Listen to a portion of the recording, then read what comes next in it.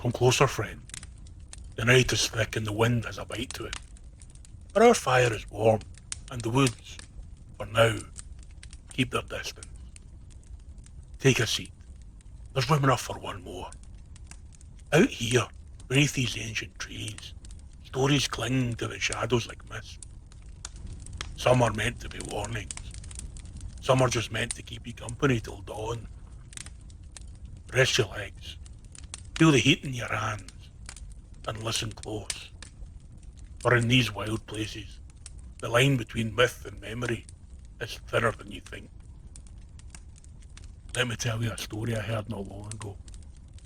A story of friendship, of the lust for adventure. A story of local folklore, of a silent stranger.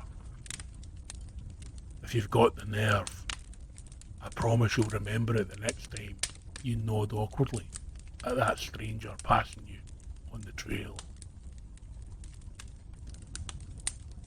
They called themselves a cairn crew.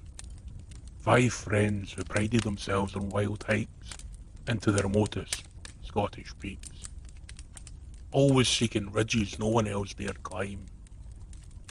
That evening, as dusk curled around the mountain tops, like dark smoke, they pitched their tents near an old drover's trail, miles from civilization.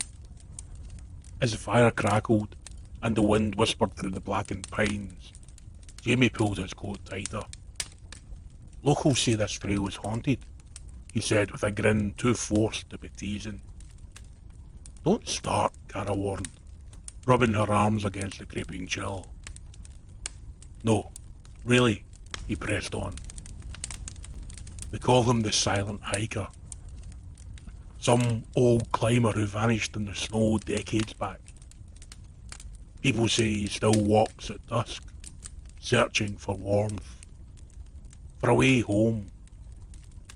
Shut up, Jamie, muttered Liam, but his eyes flickered nervously at the shifting shadows beyond the firelight. They tried to laugh it off, letting the glow of the flames lull them into comfort as the darkness thickened around them.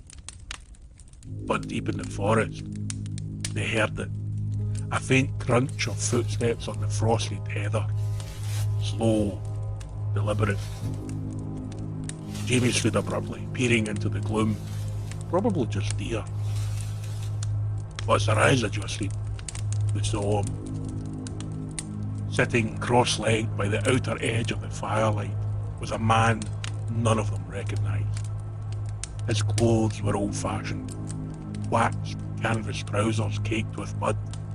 Leather boots worn smooth with age. A dark anorak zipped to the throat despite the cold. His head was bowed, shadowing his features. But when he lifted it, the firelight revealed his face. Grey, almost colourless skin, stretched tight over sharp cheekbones. Lips pale as ash, eyes milky, reflecting the flame with a lifeless sheen. Jesus, mate, you scared the hell out of us, Jamie stammered, voice crackling as he stepped back into the circle. The man didn't flinch, didn't blink, just watched them with that hollow stare.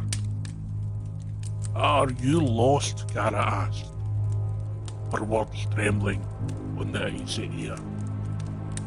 No reply. Liam offered him tea from his flask, hand shaking as he held it out. The man took it slowly, raising it to his lips, but he didn't drink, didn't move, just held it. Steam curling around his gaunt face like ghosts rising from a grave. Where are you headed? Jamie whispered, almost pleading for any answer. Nothing. Only the hiss of the fire and the moan of the wind through the twisted pines. The longer they sat, the colder it grew, as if his presence drained every ember of warmth from the clearing. Their breath clouded in front of them. Frost formed on the tent zips. The ground seemed to crack with frozen seams beneath them. Finally, Unease overtook fatigue, and they retreated to their tents, hearts pounding with dread they couldn't name. But none of them truly slept, ears straining for any rustle or breath outside. In the dim light before dawn, Jamie unzipped his tent, exhaustion clinging to his bones. The world was silent, fog curling low across the stone-strewn slopes. The figure was gone, and so was Liam. Panic ripped through them. They tore open his tent, empty sleeping bag, boots missing. They searched for hours, calling his name into the dense grey. Across gullies and ridges they ran, their voices ragged, echoing back at them like mockery.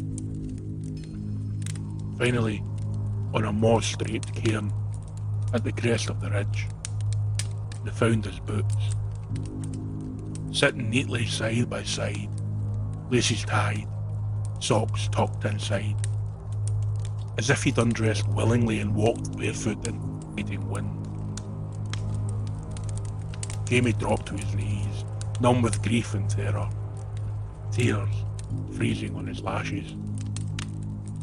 And in that frozen dawn silence, he thought he saw a shape moving along the distant trail. A lone figure, shoulders hunched beneath an old dark anorak, boots crunching softly over frost. But Liam's footprints led away barefoot, vanishing into the mist, leaving only a trail of blood-darkened ice, where each step melted the hoarfrost, before it refroze into silent, glassy imprints. To this day, hikers on that trail report seeing him at dusk, the silent hiker, sitting by the path or standing near the firelight of unsuspecting campers. He never speaks, only stares with those pale, endless eyes, as if deciding who will walk with him into the silent dawn. And when the sun rises, there is always one less traveller on the mountain. The mountain keeps its secrets well. Remember this, traveller. If you ever find yourself deep on a silent trail at dusk, and a stranger appears by your fire without a word spoken, don't offer him warmth. Don't ask his name, for once he knows yours, he'll carry it with him into the mist. And if you wake to find them gone, check your circle, count your friends, count them again, because the silent hiker never leaves alone. Until next time, keep your lanterns burning bright.